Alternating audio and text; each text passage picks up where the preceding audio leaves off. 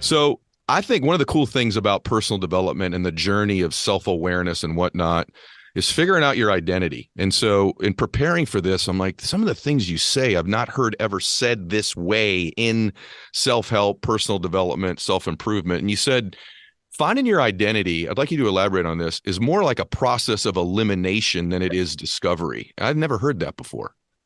Well, we all want to figure out who we are. As Bob Dylan says, hey, everyone's their own creation. Just create it. We all want to know what that is.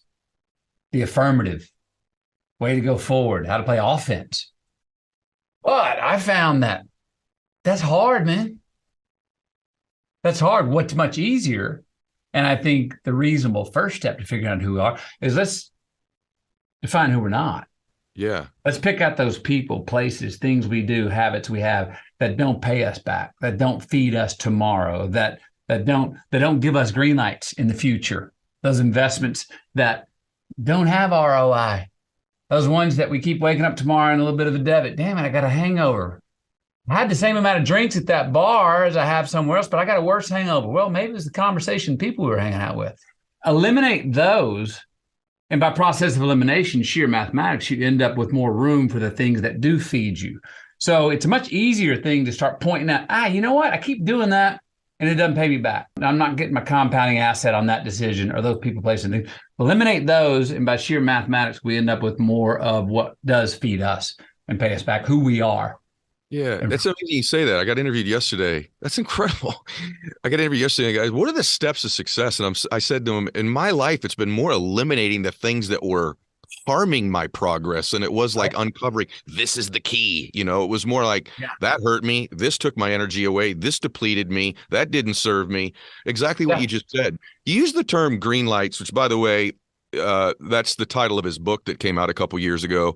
You should read it, but if you really want to give yourself a gift, get the audio version, because you get to hear this voice of his. But like the impressions and the stories in the book are unbelievable. But because it's going to lead to what you're doing on April 24th, and it's also leads to just really kind of, I think, the foundation of some of your belief systems in your work. What is, by definition, a green light? Being cool to your future self. Hmm. Making choices we can engineer green lights. And then sometimes they're mystical. We love green lights. They're the left lane of life. Hmm. No speed limit, window down, T-top open, cruising. We got our direction and a full tank of gas. Let's roll. We love them. We're in the right line at the supermarket. We're in the flow, as it's called, right? Things are working out. Sometimes we're not even conscious of it. We were just in line and on time. Yes is the answer. And we're choosing the right things. Yeah. But it's investments that we make, choices we make. I noticed in writing the book that a lot of successes I had were engineered by habits and choices I made that had consistency. So that's what I call a science to satisfaction. I believe there is a science to satisfaction. I noticed what I was eating, who I was hanging out with, when I was going to bed, how I was approaching the day. There were consistencies that led to times in my life where I had more joy and more success and was catching more green lights. I also noticed times where I was in a rut through my journals of, you veered from these tried and true habits that you had that were leading to success and giving you more green lights. Ooh, let's get back in our lane over here. And sure enough, more success and green lights I started to create for myself. We also get those mystical green lights where we're just, man, there's no reason, but there's a lot of rhyme. We met the right person.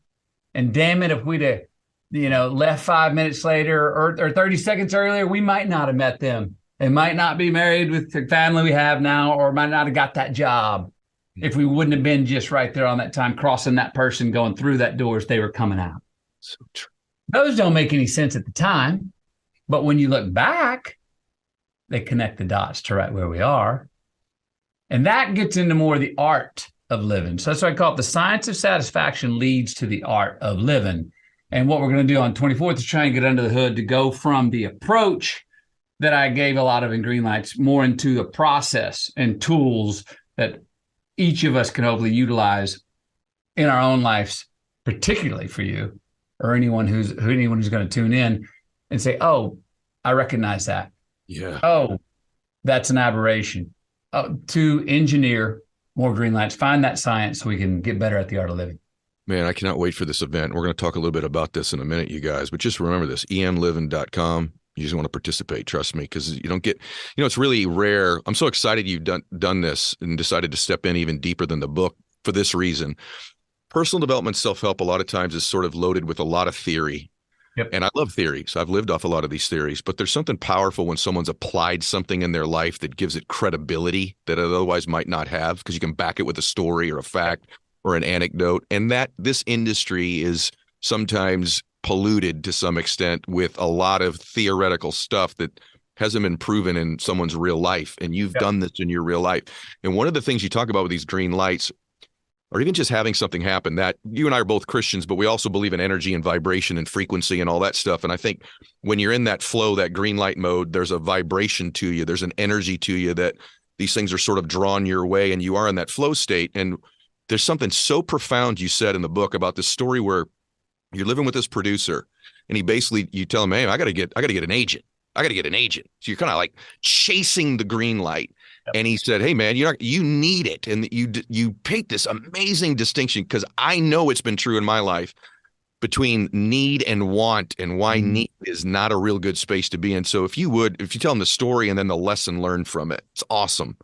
Yeah. I get out to Hollywood with a couple $1,000 in my pocket. I got a movie out, Dazed Confused, which is really the only resume I have. It's enough to get me in a few doors, but it's not enough to be a lead pipe cinch. Oh, you got it. But I need an agent. I'm in Hollywood. I'm sleeping on this guy's couch, Don Phillips, the guy I met in a bar in Austin who gave me the chance to go audition for Dazed Confused over a year earlier. I'm on his couch. My money's now into the 3 digits. I'm below $1,000. I'm starting to get a little like, I've been there a few weeks. I'm like, hey, I need, can you give me an agent meeting? And he snapped at me. Not yet. You need it too much. This industry, Hollywood, smells need. You're one and done, buddy. What you need to do is get the hell out of here. Go with your buddies and go ride motorcycles somewhere. Hell, pick Europe. I don't care. But go somewhere till you quit needing it so much, because if Hollywood smells you needing it, you're done. You're never in. And I did. I put on a backpack with my $800, and I went off with my 2 good buddies, Rory Cochran and Cole Osborne, and we rode motorcycles through Europe. I came back. I wasn't even thinking about an agent. I was what he called, now you're cool again. Now you're cool. And I was rolling along, and he's about a week later, after I returned, we're sitting there at dinner. He always made filet mignon and then had a scoop of Haagen-Dazs ice cream for dessert. Oh, he's done. He's since moved on. I love talking about him. And he goes, you're ready. And I go, for what? And he goes, tomorrow morning, we got a meeting, William Morris. You're going to go down. And I was like, oh, cool. Now, 5 weeks earlier, if he said that, I'd have been like, okay, good, man. I got this. Okay, I need that. I would have gone into the meeting. They would have smelt my need. They would have felt my need. I'd have leaned outside of myself. I would have oversold myself and probably dorked out and used too many words and not have been myself and over leveraged myself. And they'd have been like, I'm not sure this guy's really, he's kind of wants it too much, needs it too much. And instead I went in, believed in myself, had a presence about me, didn't oversell myself, but really let them know, no, I actually think you need me as an agent. And that made me a more valuable asset to them. I got an agent, and then my first 2 auditions in Hollywood from that agent, I got the jobs. Did you really? Yeah. Don't you think, like, I think that's a Hollywood story, but it's not. Like, if you're having a hard time finding the relationship that you want, everybody's been on that date with that person that just seems to need it a little too much. Or the salesperson, like, man, everything's good, and your need to sell me is getting in the way of me buying it from you. We can smell the solicit. Yes. And nobody likes the smell. We all love a good salesman, but it's like the difference between a bullshitter and a liar. A bullshitter at least kind of winks at you while they're telling the tale to let you know, hey, just go with me. And there's something adorable about that, right? Yes. You see someone that needs, and this goes for my love story with my wife, Camilla. Mm-hmm. When I met her, when I saw her move across the room that night, I had just come to a place spiritually where I was like, you know what, Matthew? Your dream is to be a father. You may not get married. You may have kids. Now, something about that dream and my relationship with God, there was a grace of God saying, that's okay if that happens. So for the first time in my life, I was like, it's not ideal, but I will be okay with that spiritually. And as soon as that happened, I went from this, looking for her at every damn red light, in the produce section, everybody I met, maybe. I was hunting, I was needing, I was looking for that mate. Wasn't near as attractive. As soon as it came to me, like, you may not meet her. And can you be okay with that, with yourself, Matthew, and spiritually? And as soon as I was okay with that, I had a presence. I was now able to receive love from somebody. I was able to see somebody, and they let them see me. And that's when she showed up. That's when she came into my life. When I quit hunting, when I quit rubbernecking at every red light, looking like maybe the car next to me, maybe that's her.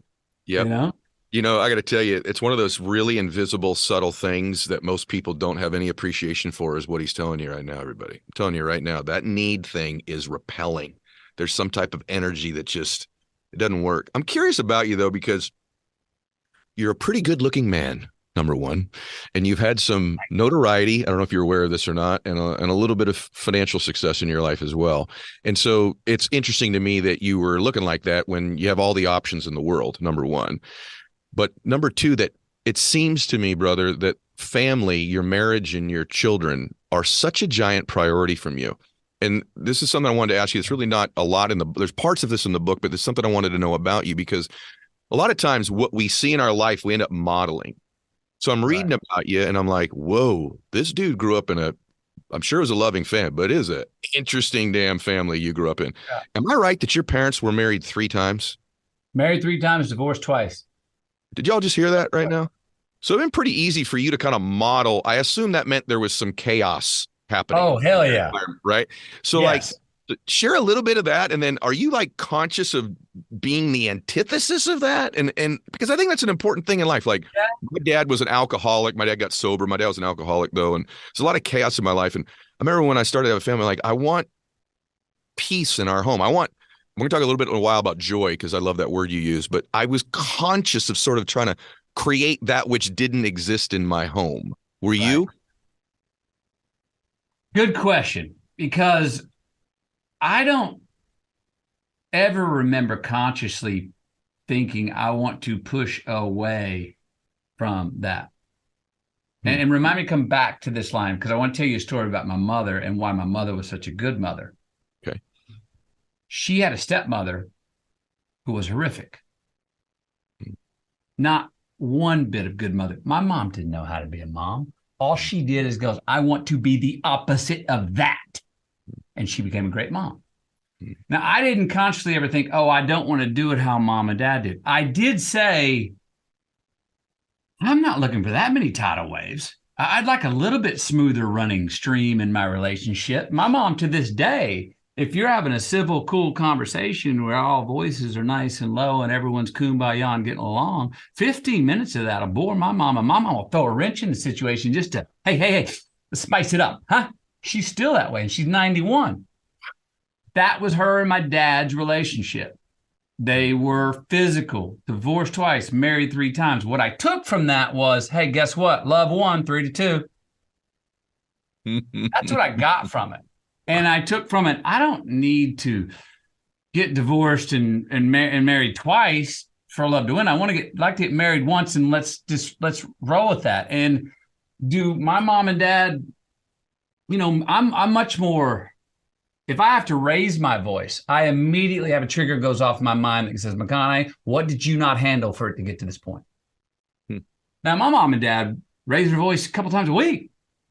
And that was just part of the conversation. It was like the stereotype of Italians. It was always big and hands and hey, big and loud. And that's just how they communicated. And my mom to this day would say, no, that's what I needed to communicate. There were no regrets. So we never had a question if we were loved. I never had a question if my mom loved my dad loved my mom. I did say, I'm not looking for that rocky of a road. Yeah. I'd rather not. And fortunately, Camilla was someone who was not looking for that either. And little known fact, Camilla's parents, my wife now, were married twice, divorced 3 times. Come on, man. They ended up on the divorce side. What are the odds of that, though? Like that couples usually don't get married more than one time. Then one marriage between the two of you, there's There's four? 5 marriages and 5 divorces. The same married couple. That's bananas. That is literally bananas. What did you wanted to say something about your mom being a good mom? You wanted to make sure you made a reference to that. Well, that was it. That she learned, we again, process of elimination, what we started off talking about. Yeah. It's not always what you go to affirmatively and play offense. It's a lot of times what are we pushing against in defense to get our identity. My mom eliminated, well, I don't know how to be a mom, but I know I want to be the opposite of that lady who raised me, is what she said, who was a non grata mom. And so to this day, my mom didn't know what to do. She just said, I'm doing the opposite of how her mom treated her. And that turned out to be being a great mom. Do you think that, I was reading your stuff and I'm like, because I talk a lot about happiness. In fact, my podcast that's out today is about happiness. This Harvard study, longest study in the history of mankind, 85-year study. They took 1,000 privileged kids from Harvard University, 1,000 young boys, same age from South Boston, underprivileged families, and they studied them for 85 years. A fascinating study about who ended up happier and, who lived longer and whose well-being and what made them happy. Actually, one of the kids in the study was JFK. No joke. It's an amazing, amazing study. It's worth listening to. However, it's around happiness. And you make this distinction. This is why your work, it's really unique. You make this distinction between joy and happiness. Right. And I have never heard this before in my life. To me, they've sort of been very similar things, but you correlate happiness almost to like, we get happiness if we done something, whereas joy can be present at any time. Talk about that for a second. This is awesome. So happiness, as most of us are taught, or as most of us see it, myself included, is result oriented. If then. If I get this, then I will be happy. If I reach this goal, then I will be happy. It's almost like a ta-da moment. If I get enlightened and spiritually, then I will be, namaste, whatever it is. And over in my own life and from other mentors and wise men and women in the world, there's no ta-da moment. There's no hill that you get to the top of and you go, finally, I did it. Because what do you see? Once you get to the top, 1,000 other hills or another one that's taller that you're like, so you immediately upgrade your iOS of happiness and you project it into the future again for another hill to climb. So it's a moving target that you're constantly chasing. Now I'm all for the chase and the setting of goals to go reach and the writing of headlines early to tell your story towards that. But what I've noticed is joy is more the verb. Joy is the doing of what we're fashioned to do and enjoying the process of the doing. And if we can get out of our mind that there is a finish line and just enjoy the race and chase ourselves in this race and go, the best we can do is get to the end of this life and say, look back and go, well, I didn't make it to the top, but how many stairs did I ascend? Or how wide did my stairs reach? Or how deep did my roots grow? Just tally it up. Hopefully we're in the black. Hopefully we're in the asset. And if there's life after this, hopefully the prime mover's going, well done. But I mean, I think that's as good as it gets. It's my problem with extra credit today. 4.2 GPAs and participation trophies. No, 100, the top is as good as it gets. There's no such thing as 110%. Maybe we ought to bring back D's in school. You know what I mean? It's like, you're right. If we can make a B plus in this life, that's damn good. Or if we can get, but we're never going to get perfection. We're never going to reach 100. We're never going to reach the top of that staircase. And that is what we call happiness, that we keep bumping forward. But if we can enjoy the process along the way, I find that you don't reach lower levels than if you just chased happiness. You actually reach the same levels or more, and you had a pretty damn good time on the way. So true. I got to tell you, man, that is wisdom. I think I figured out a version of that, but I'm 52 next month. It took me till my 40s. And I'm like, wow, this finish line keeps freaking moving. It keeps moving. Like, no, once I've got this, or once I got a jet, or I'm living at the beach, or I've got this award, or this many people know me. And it kept moving.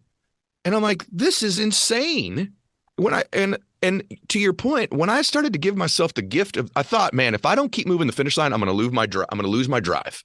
So this thing, even though it hasn't brought me a lot of bliss in my life, it sure keeps me driven and hungry. Yeah. And if I let go of this finish line mentality, when I get there thing, I'll lose my drive and ambition. And to your point, I couldn't have been more wrong, because when I started to give myself the gift of joy in my home, in my life, in my emotions on a daily basis, I actually found I had more energy to pursue the achievements that I wanted in my life. And I wasn't so damn tired every time I finally got to one of these artificial finish lines. Amen. And you know, I hear you on your 40s. 40s were a great customizing decade for me too, where I actually learned to trust. Hey, buddy, if you quit pursuing that actual result, you're not going to lose your work ethic. You're not going to lose your drive. You're not going to lose your want to. It's just going to be more natural through the day. It'll actually be more instinctual. And as you say, you don't reach it and go, oh. You kind of get up there and you're kind of going, oh, is this it? It's the old what's the best round of golf you play? Say you're 10 handicap and you're 5 over on 16 tee box. You're gonna shoot a better round if you don't look at the scorecard. It's so true. When you're walking off of 18 green, heading towards the next tee box, and someone has to remind you, no, dude, round's over. Yes. You know, I found it in my career when I started. I had a little 6-year run there, and even with Dallas Buyers Club, I was not chasing result. I was like, F the results, man. I'm my head's down in the process, and let the results be. I got more results when I quit chasing the result. I didn't lose my drive. I worked as hard. Definitely worked smarter. There's a great example in that Jared Leto, who won Academy for Best Supporting Actor in that. Guess when he and I met? When? Wrap of shooting on the set, the last day. That's a wrap. We worked. He was the character. I was Ron. He was Rayon. When we said hello as Ron and Rayon when we met 2 weeks before we started filming. We filmed for 5 weeks. All of a sudden, they yelled wrap that night. And he and I looked at the AD and said, okay, see you tomorrow. And the AD was like, no, that's a film wrap. There is no tomorrow. Wow. And I stopped and looked over, and Jared stopped and looked at me, and I walked up and I went, McConaughey. And he goes, Jared, nice to meet you. Come on. We were both just head down in the process. So not only are you separating from what the outcome is, you separate from a lot of different things. That is bananas. So you separate from outcome and kind of like giving a crap about what they think also, like that's a really hard thing for most people in our culture today, where everything is supposed to be validated. Did this post get a like? Did it not get a like? Did it, this obsession almost with what people are thinking about. I actually think the result obsession is a what people think about me obsession. Like I work with some PGA guys and their fear of missing a putt. And I'm like, you're not really afraid of missing the putt. You're not even afraid of losing the tournament. You're actually afraid of what people are going to think about the fact that you missed this putt that you're supposed to be making. This obsession with what are they going to think, I think also causes us to hyper focus on the result because we want them to think good things about us. Society has us living in the third person. We're all running. We're pulling Leon Letts in the Super Bowl. We're returning the kickoff for a touchdown, looking at the Jumbotron at the 50, wondering if we're going to make it on SportsCenter Best Plays. And that's just when we get tackled from behind, when we quit behaving and just doing the behavior of the process and taking the action that we're doing. Look, when I'm doing it, and I think when most people are doing it and in the joy of the process and head down, it's a vacation because it's solely subjective. It is, I'm on an island. Mm. It is literally a vacation to have a singular obsession when you're doing that thing. Now, I understand it's a privilege. I have a wife who, when I go out the door every day to work, she tells me, I got the kids, don't look over your shoulder, go kick ass. That's a privilege. I understand that. But when we're taking an action, we have to do it, or to do it with pleasure and enjoy and stay in the present of the action. The joy is if you bump the finish line almost to an unreachable place. Yeah.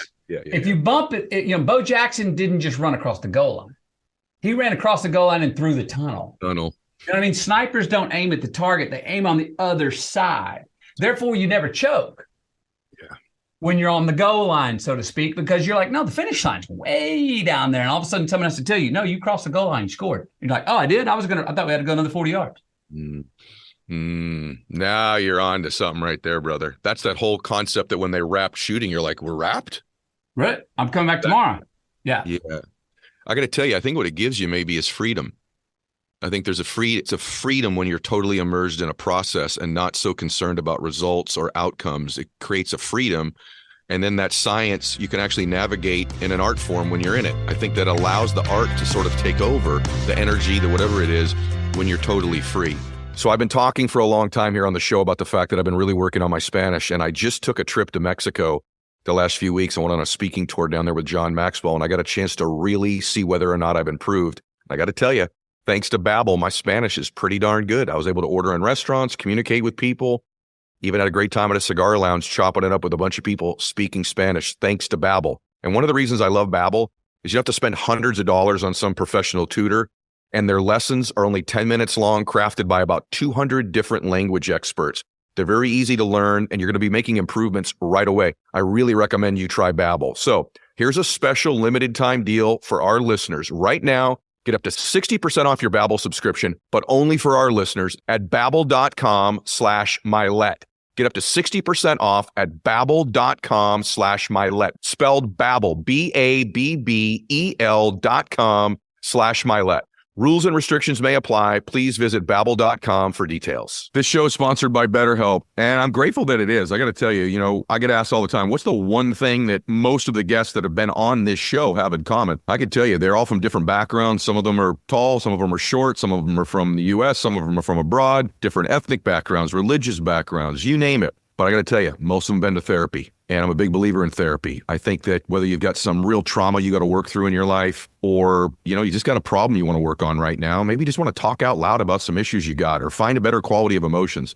Big believer in therapy, and I love BetterHelp. I love BetterHelp because number one, it's done online. Number two, if you get a therapist, you don't vibe with them, you can switch at any given time that you want to. It's a wonderful way to go to therapy, and I really believe it can help you if you have things that you want help with. So decide today you're going to give BetterHelp a shot, and stop comparing and start focusing with BetterHelp. Visit betterhelp.com/edshow today to get 10% off your first month. That's BetterHelp, HELP.com/edshow.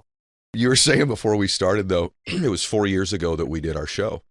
And that at the time when we were doing the show, there were a lot of theoretical things that you talked about on that show that you believed in, that you were implementing into your life. And now you're like, now I have some data to really validate some of the stuff that I believe in. So what are some of those things that, like you said on the show, and you're like, and now I'm seeing in real life the results from those things? Yeah.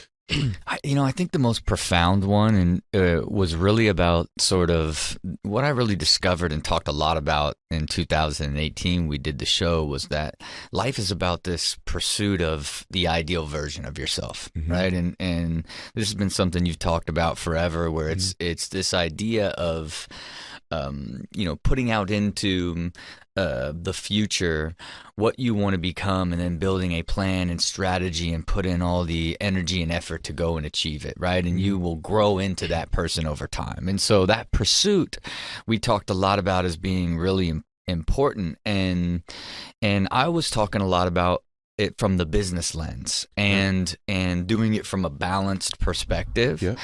And what happened for me in that conversation is it led to what happens when you reach that person.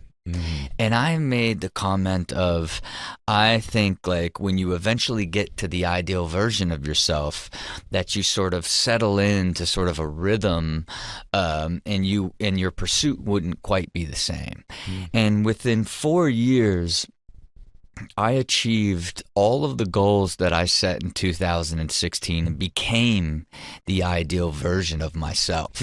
So I actually, rather than guessed at what would happen to me when I finally reached the ideal version of myself, I actually experienced it. And what was so profound for me is, since you grow into your ideal self, you're growing along the way, and as you learn more and see, you begin to see further. So the ideal version of yourself is always off in the distance, and it's not about ever ending the game and that you're there. It's actually the pleasure and the actual joy that you get from living is in that pursuit. The difference was I learned to control that pursuit and grew in a systematic, harmonious way, and then grew beyond what my ideal version at that time would become, because I grew into a completely different person by the time I got there. You guys all get it now? See what I'm talking about? It took 4 minutes, and there you get it. So his wife's my dude to talk to. He is special. The success that he's had in his life isn't by mistake. And I'm not just talking about his financial or television success. I'm talking about kind of father he is, kind of friend he is, kind of husband he is. None of this is by mistake. In my life, I have some really brilliant entrepreneur friends, and I have some really brilliant personal development friends. I don't know anybody with the combination of both like you. I don't. One of the things I'm learning from you, I want to go right to some of your stuff. I'm a work lots of hours guy. I'm a pound it, let's go, grind, bingo. And you're like, hey, that's not exactly how it works, bro. Hey, there's a better way. And so why don't you share with us the better way, what your theory about hours and time, and also the value of a minute, the value of time. Yeah, it's funny because, sometimes I'll watch your stories and it's like, I don't feel like going today, but I got to get up and I got to make it happen. And I'm like, man, why you don't feel like why are you putting yourself in a position where you don't feel like going today? You know what I mean? Like, yeah, that's fair. Because I almost like to look at myself. I've evolved into like a blend of Sadhguru, Ray Dalio, and who's the good doctor that's tapped into the quantum field? Dispenza. I'm basically a combination of all three of those. Whoa, right? Dalio, Dispenza, and Sadhguru. Right. Like hello. That's maybe the best combo ever. Look, when I think about what's intersected through me, it's that analytical, like data-driven side of Dalio. It's the tap into the quantum field of Dispenza, and it's the reality you experience today is based off of every action decision that you have made in the past. That is the Sadhguru sort of karma concept, right? And to me, if you want to have a truly rich, fulfilling life, you have to find joy in every part of it. And in order to do that, you have got to use your time with absolute intention. And so for me, it's everybody knows that. It's the only resource you got. It's the only resource that's limited, man. You're locked up. And for me, is that your impression of me? No, that was like a middle ground one. You know what I'm saying? But I was halfway in it. I push you towards like a wrestler voice. You know what I mean? But when I started tracking all of my time, my life changed, right? Because it's like, I used to design what I called the rhythm of existence, right? So I built the rhythm of existence in 2015, which was essentially the operating system for my life. And so it had all these principles and had all these things that I would do with my time, and then I would create a rhythm of the year, like when sort of all the constants were and when the variables would happen, because your life flows around weekends and holidays and birthdays. It has this cadence that you can build sort of your time around, that you can get better and better at predicting how to use your time more efficiently. But boy, I started tracking all of it. I would just, I'd plan a lot of it, and then I would be highly adaptive and adjust it. But the thing that I started doing every day is just tagging every hour and what did I do? And I eventually found somebody in 2020 that heard me talk about it and came in and wrote a script that went into my Google Calendar that pumped that thing out into a dashboard. And now I could see how I used my time on a weekly, monthly, yearly basis by hour and by percentage. And so that began to create this really interesting clarity as it related to like the time matrix from a percentage standpoint, right? If you have, 8,760 hours in the year and you do something for 365 days a year for 1 hour, it's 4% of your life, right? If you, sleep 7 hours, it's like, 28% of your life. If you work a 40-hour week, it's 23% of your life. So I began to see the structure of this time. And as you begin to understand and design it against how you want to use it, you begin to question its efficacy. How high of efficacy are you using with this actual time? And then when you decide to do something, you start thinking about it in second and third order consequences. Right? Because we'll get excited about an idea that we want to do, and we just think about the idea. Oh, I'm going to do this. We don't think about the time, energy, and mental capacity that it'll take from, and then the long tail of that. Because once we commit to something, what happens? We could be trapped by it. Right. And if it ends up taking way more time, like it could end up being detrimental to your overall well-being and your balance in your mind. Right. So for me, as I began to do all that and really look at the time matrix, I began to put value on every bit of that time. And then I began to assess that time by how did it make me feel qualitatively. And that then began to make me continually adjust how I design the time. Because what I realized is what's happening. The world's changing. You're changing at all times. You're evolving. Everything around you's evolving. So you can't just make one great schedule and there you go. You did it. You have a perfect time management skills. Like you're constantly need to be adjusting how you use time and the value of that time and how you see you should spend that on an ongoing basis or on an ad hoc basis. Like, and you have to continually design it better and better over time. And what I did was grow the skill set of continually optimizing time and assessing it and redesigning it that allowed me to get more and more efficient so I could go from doing 250 episodes of television, doing 52 podcasts, managing if I have core 6 companies that I have to be actively managing inside it to go along with all my other pursuits and still do that with only 23% of my time. You know what I'm saying? Like that is in where you now have gotten so efficient that you choose efficiency over anything else. You mind giving them an example? Because I know it. Like, for example, like when I've come to you with different things like, hey, I got this TV show idea. You're like, well, how much of your time is it going to take? How does it make you feel? What's it going to cost you somewhere else? What percentage of it is for you? Even when we first started here, even this podcast, I'm like, it's this percentage of my time. It's this percentage of my income. However, it's a big percentage of joy for me. But in your case, if you don't mind, and if you don't, it's okay. But like even the way you shoot your show, one of the things when you hear this man talk, he has as big a life as about anybody that I know. I mean, he's got a show where he shoots a bazillion episodes. He's in the production side. He's on the talent side. He's got the Dyrdek machine. He's got his investments. He's got different business. He's got a core, and he's a very, very active father, very, very active husband. He's got a public persona to keep up. He's got a social media. He's got a podcast, and that's just like some of it. Yet I don't know anyone who navigates their life more seamlessly and beautifully than you do. I don't. But you'd make it wouldn't seem that way. So give us a practical example for you, like on the way that you scale time, like for your show, what you did in the way that you shoot it and the gaps in between shows. Is that too personal? Or No. Share that. Because I want people to think, okay, that sounds really good theoretically, but like I'm trying to get my startup off the ground. My kids are in soccer. I've got the gym I got to get to. So what does that look like practically? How do I actually begin to navigate it? Yeah, look, I think, like it's every bit of your life has the ability to be designed into time. You know what I mean? And yes, things are going to come at you that you need to change. And then everything you want to drive to automation. right? Okay. Everything in my life, I try to drive to automation. And then when I feel friction, I go to optimize it. And when I feel friction, I apply a system or a solution.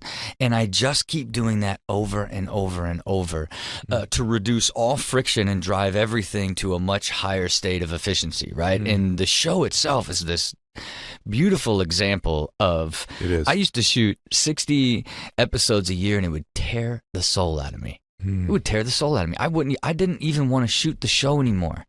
I didn't want to shoot the show anymore because it just took too much energy. It would be 5 weeks straight where I would shoot like 4 days a week, and it would just like, I would be, at the end of it, I would be so exhausted and be like, I don't even like enjoy doing this. Like, I don't care what it pays me. It's like, it's too much of my energy and well-being, right? And so I began to just look at ways to make it more and more efficient and look at the things that bother me, because we used to shoot 2 a day, and then we would, shoot for an hour, do all these pickups in between. Then I would stay for an hour and then do voiceover on the stage for an hour. And then we would break for an hour. Then I would do the whole thing again. I would get there at like 9:30, 10 and leave at like 6, right? And then that would be a 5-week stretch of like 4 days a week and just terrorize me. Then I'd have to drive out to Glendale to get prepped for the shows and spend 3 or 4 hours going through all the shows. And I just slowly kept looking at every possible thing that I could optimize. And it started first with how they built the shows and presented them to me. And I got to, instead of driving out to Glendale to look at them, hey, let's start doing it online and send them to me. And then it's like, start presenting them to me in this structure.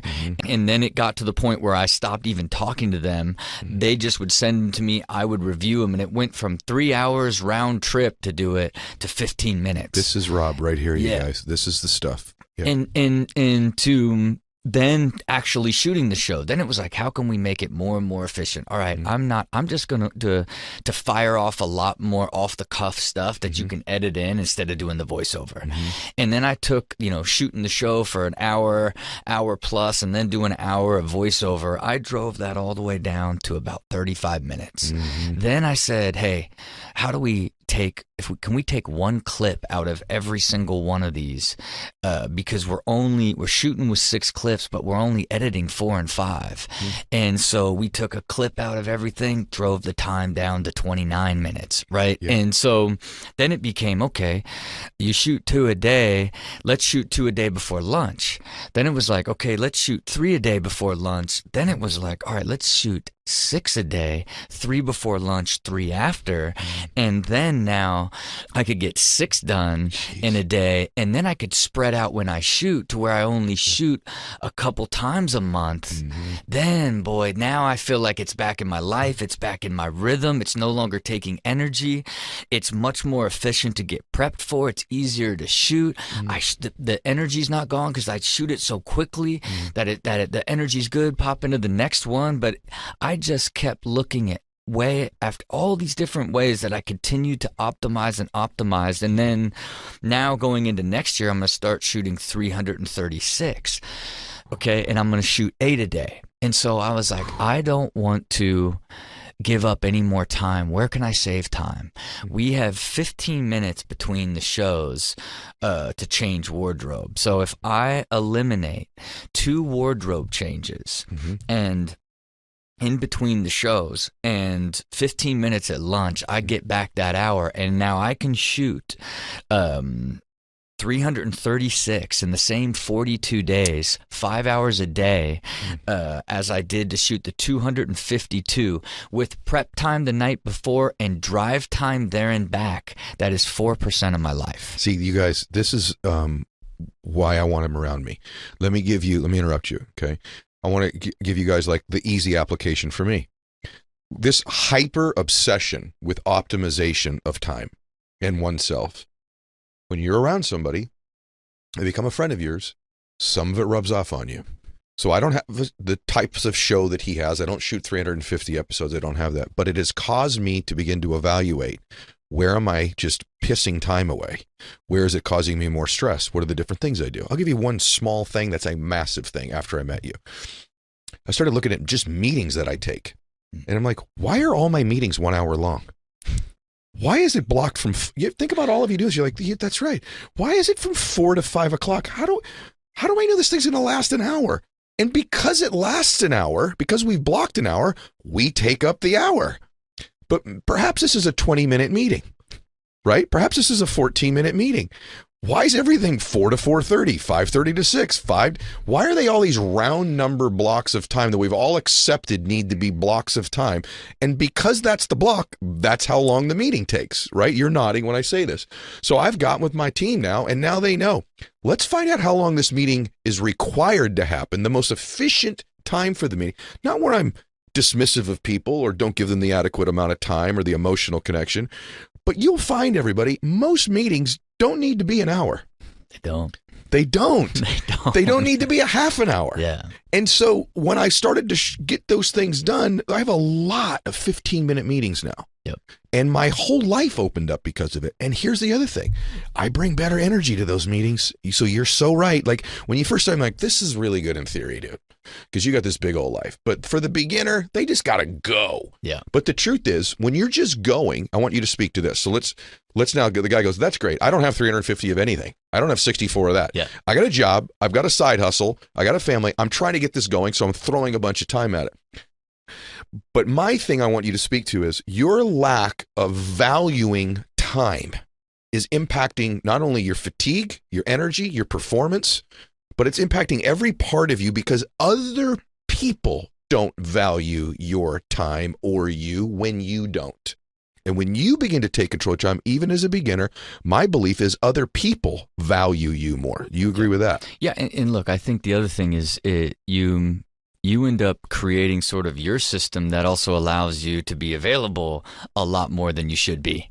Good point. You know what I mean? And then people rely on that availability to then have a more scattered, erratic schedule that you've got to be fit into, and they pull the energy from you because you're essentially operating that way, and that scatteredness becomes how the people operate around you, right? Which Really good. almost never allows you to get there, right? And to me, when you start thinking about your whole life, forget about just time because time's just one sort of piece of what you need to have high energy and have a great life. Mm-hmm. And so it's if you don't design time to meditate, to free think, to get to the gym, to do all these things that you know you need to do that make you the better version of you and make you feel more balanced in your mind, that allows you to have better energy and more clarity at that meeting, and you just continually go from thing to thing to thing because, I have to go from thing to thing to thing, then you are never going to have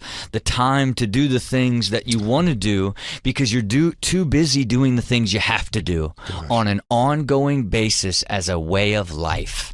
Man, you are the machine, and you design the machine to go from thing to thing to thing to thing till you're exhausted, then you complain, then you overcorrect and try to get rid of all these things to get it back, when in fact it is the way that you have built your system that has bound you to this habitual way of not having time, rather than designing your whole system around using time the right way. I think it's the most breakthrough stuff anyone's talking about right now, particularly designed for this time. I mean it. I think it speaks to everybody at every stage, no matter if they have a big, huge life and all the things you have going or I have going, or they're beginning to build their dream life. If you don't get intentional about this, that's the micro. But let me say this to that, right? Everybody's got a big life because I have the same time, energy, and capacity as you. Yeah. Like anyone listening to this, we all are in the same construct of time. Yeah. We all, yes, our energy may vary, but we all have control to take care of ourselves, to do more things that we like, to begin to evolve our life in a way to where we have higher energy, but we all have a limit, a human physical and mental capacity. And if we go over it, we collapse in. Gosh. Even me. Right? Like I have completely organized, perfectly designed time, beautiful rhythm, clear vision and goals, and executing everything within this beautiful matrix. I'm highly optimized. Why am I overwhelmed? Why am I overwhelmed? Because I went past capacity. right? And that's sort of the second edge, is understanding your physical and mental capacity and being able to manage that inside the way that you design your time. Because when you become overwhelmed, your decisions like degenerate, and then you ultimately start overcorrecting. By the way, how brilliant you are about that. I make the worst decisions when I'm fatigued, and typically what I'm doing when I'm fatigued is the overcorrection, and I'm like overscheduling. Then once my energy comes back, I look at a day or a week and I'm like, oh my gosh, what was I thinking when I agreed to all of this stuff? And a lot of it isn't productive stuff. And then I don't have time for the things that would move the needle in my fitness, in my mental health, in my financial life. And all of a sudden, lots of stuff is in a schedule that doesn't necessarily move the needle in my life in the areas that I want the needle to move to. Speaking of life and needle moving, I don't know if you texted me this or you posted it, so it probably doesn't matter. But that's the micro stuff. The macro is, you're so obsessed with this that you look at like duration of time on the planet.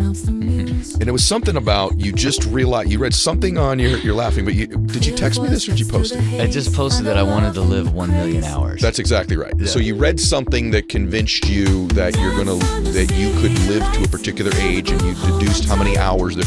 So I actually think this is brilliant, because this type of focus causes us to live with intention and attention, and the lack of, I think all the time, do you know when I pray at night? You're gonna laugh at this. Never said this out loud, not even to my wife. I'm gonna tell you and about 70 billion people right now. When I pray at night, one of my last prayers is that I'm gonna live to 128 years old. Okay, and I really believe, now again, someone will listen to this in 3 years. Wow, it's so sad he passed away.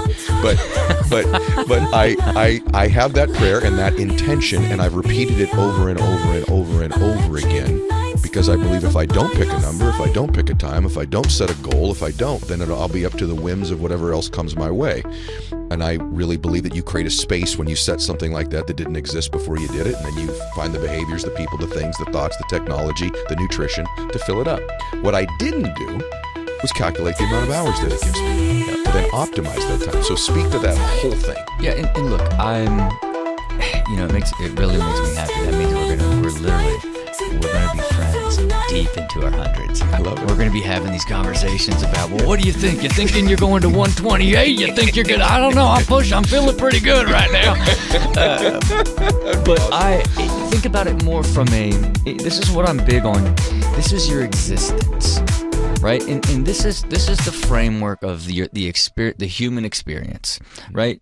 You only truly can judge anything, your energy, how well you're using time, everything that's happened in your past, how you actually feel in the present moment. True. You can only do it in the present moment, and you only experience it in your mind, right? And then you have to make a decision of like, I want to change all of these things, so I'm going to create a better future experience. That is the human experience, and I realized that I wanted to make it last to 112. I initially wanted to live to 104 and be shot in a rocket into space and explore the universe without the light pollution from planet Earth for the last year before I died, and then floated out into the cosmos. Now, that was before I had a wife and kids. And so it's like now the audacity of don't worry about me. And then like I'm up there for like 24 more years. Like, so that changed. And then when I read the book Ikigai, right, the Japanese long life and happiness book, they talked about super centurions. And I'm like, oh, like that brand. I want to be a super centurion. So then I made it that I would want to live to 112. And then as I started getting deeper into, okay, how many days is that?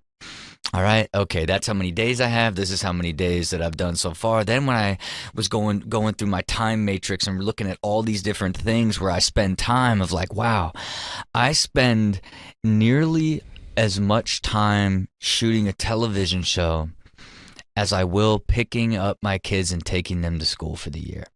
Right. And to me, as I just started looking at these hours, and then where am I losing a lot of time? On the couch watching Netflix.